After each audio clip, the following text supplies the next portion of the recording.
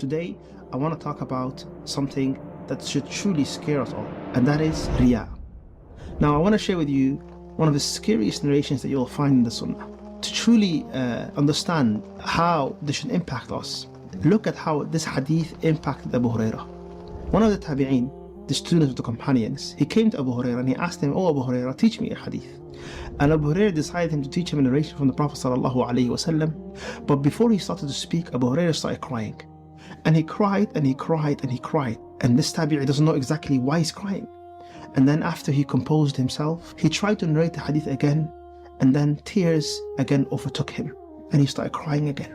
And finally, when he was able to share the hadith, it was this hadith, where the Prophet ﷺ said that the first person is going to be punished in the hereafter, may Allah protect you and I from punishment, will be a type of person. And he gave 3 descriptions. One of them was one who memorized the Quran. The other was a man who fought in battle and was a martyr. And the final one was a wealthy man.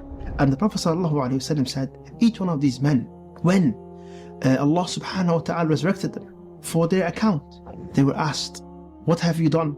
And each one of them replied, the first one, "I read the Quran, I prayed at night, I read the ayat in prayer, I did it for you, O Allah."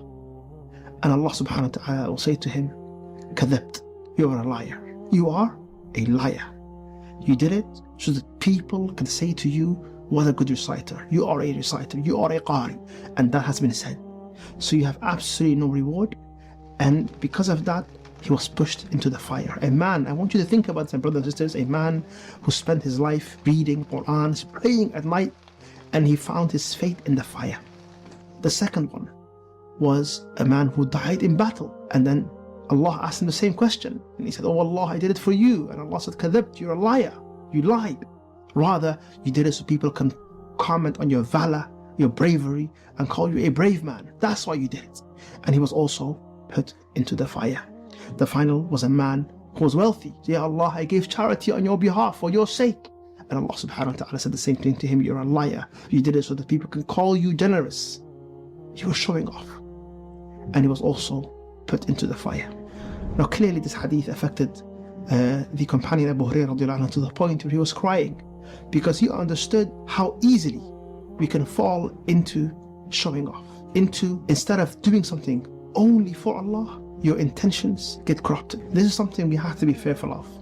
We are often praying in public, giving charity in public. We are engaged in good deeds in public often, going to Hajj, going to Umrah. Nowadays, we take pictures and videos of our acts of worship. And you have to